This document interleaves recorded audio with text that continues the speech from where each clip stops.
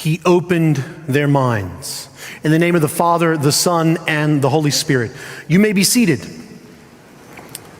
I'm not sure if you've seen the Citizen Kane of stupid Anchorman films, but the film Anchorman has this one line in it in which the main protagonist says, "That is absolutely mind-boggling," to which the other character responds, "I think you mean boggling." He says, no, bottling. Like you shake it up and then it uncorks and it goes everywhere. Jesus opens our minds. And he opens our minds three ways in this passage. One, he answers our doubts. Two, he satisfies our hearts. And third, he heals our wounds. He answers our doubts by talking with us. He satisfies our hearts by eating with us. And he heals our wounds by showing us his wounds. He answers doubts. Now here's what I want you to think of. There's this film called The Stepford Wives, if you've ever seen that one. In the film, it's an interesting commentary on patriarchy, and it's about chauvinism and whatnot. But it's actually a deeper psychological read than that, because I don't think it's really just about that. It's not about the war of the sexes. It's actually about relationships in general. In it, there's this little village of Stepford, or this town of Stepford, and the men decide that if only they could chip their wives, then life would go so much better. If you put a chip in, then the women just become these very obedient servants, these obedient persons. Jesus does not want to be that in our life. He does not want to be a Stepford God. He wants to be a God that can talk with us. In fact, he wants to be a God who can contradict us. If he only says the things that we want to hear, then he's not really having a dialogue with us. Look at this in verse 38. Why are you frightened? Why do doubts arise in your heart? Do you have any bread? He's asking questions. He's challenging us. And he wants to have this type of dialogue with us. He wants to answer our doubts. I love the hymn, "Thine Be the Glory." It says, lovingly he greets us. He's not arguing with us to give us a hard time. He's arguing with us because he's lovingly trying to enter into understanding with us. The hymn goes on to say, "No more we doubt thee, glorious Prince of Life." And you hear that? The glorious Prince of Life. That's not what the NRSV said in the book of Acts, right? It said the author of life, but it's actually the Prince of Life. You disagreed with me and didn't let me challenge you, so you murdered me, St. Peter says about Jesus. You murdered the glorious Prince of Life, but he wants to challenge you. He wants to have a conversation with you. I know that it's very in vogue to say I'm spiritual but not religious. But you can't be spiritual without that relationship, without that challenging. The second thing that Jesus does is that he satisfies our hearts.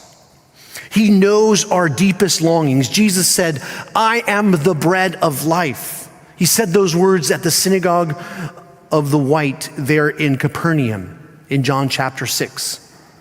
He satisfies our hearts by eating with us. You see, that doesn't mean much to us when we say that someone eats with you, but that's because we're Americans and we're used to fast food. I mean, I wonder what your favorite fast food restaurant is.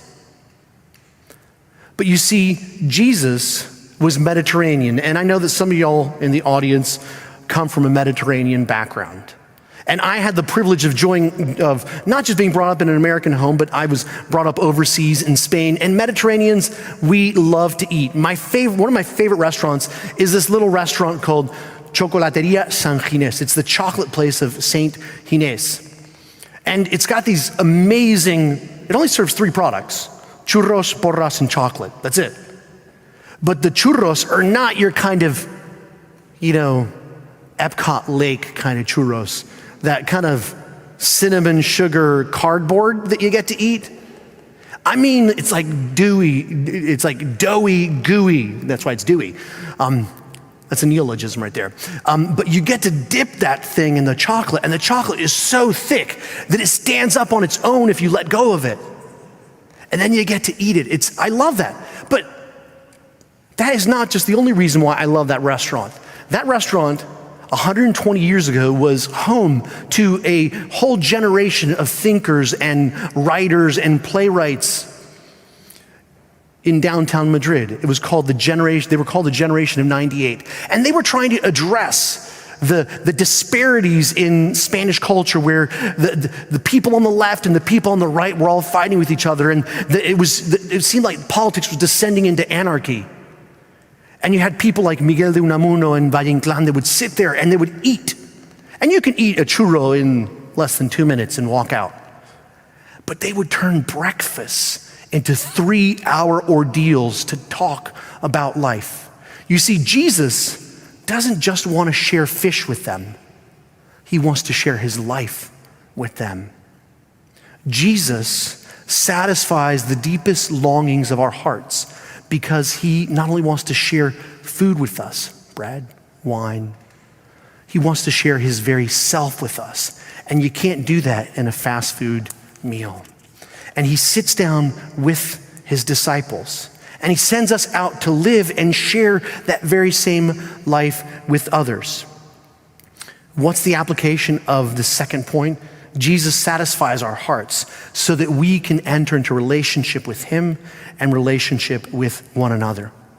But the third way in which Jesus opens their minds of those disciples and opens our minds is he does that by showing us his wounds. He heals our wounds by showing us his wounds.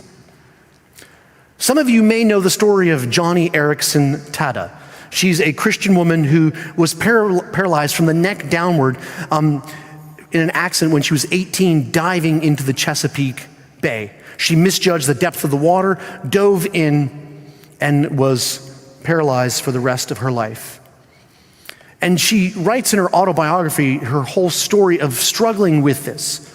She was at a Christian prayer meeting, and she was brought up Episcopalian, but she was involved with people from a bunch of different denominations. And the speaker said, "Let's kneel and pray." And she was very used to that, having been brought up as Episcopalian, because you kneel, stand, and all that.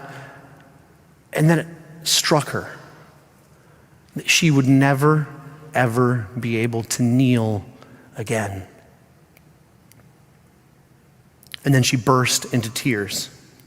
And then she writes something like this in her autobiography. She says, "I remembered the resurrection, that just before the party gets going, at the wedding feast of the Lamb, in the now and the not yet, the first thing I plan to do on my resurrected legs is drop to my grateful, glorified knees and quietly before the feet of Jesus kneel, and then get up and dance." She basically says, can you imagine this kind of hope? What kind of hope does this give to someone with a spinal injury like mine? What kind of hope does it give to someone who's manic depressive? No other worldview promises you new bodies and a new material universe. Only in the gospel of Jesus Christ do hurting people like me, she goes on to say, find such enormous hope to live.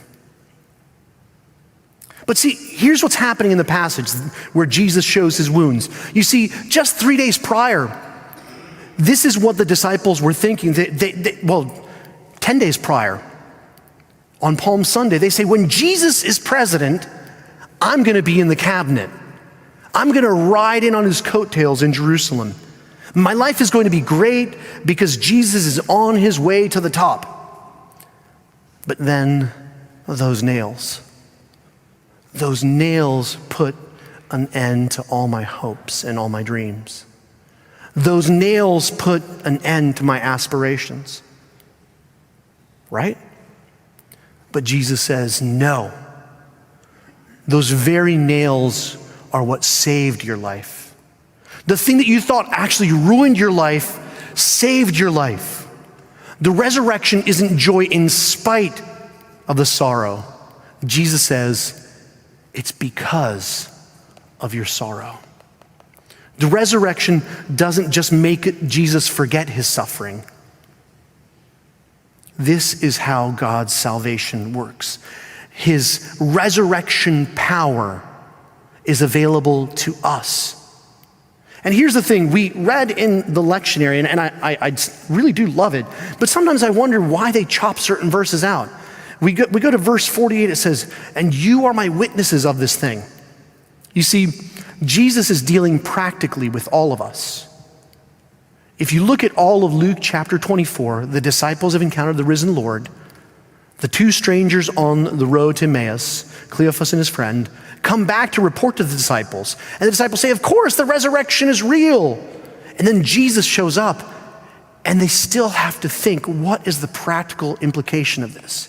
Okay, so I need to not doubt. Okay, so I need to satisfy the longings that Jesus satisfies the longings of my heart. Okay, so my wounds are healed, but now I need to go out and do that for the world. You are my witnesses, verse 48. And the lectionary ends there. Well, that's crushing. Verse 49 says this, behold, I am sending the promise of my Father. Remain in the city until you are clothed with power from on high, the power of the resurrection. You see, if you're just to be a witness without the power of the resurrection, it is a burden too big to deal with. But Jesus Christ gives us his Holy Spirit that we might bring that healing, that wholeness, that satisfaction, and that faith. Where there was doubt, faith. Father, we ask that as we come to your table, you would open our eyes. Would you open our minds? Would our minds be just blown away by the power of your goodness? Lord, let words on a page no longer be just that, but would the living, incarnate, truly resurrected Christ come to live in us and us in him. And we ask this all in your Son's precious name. Amen.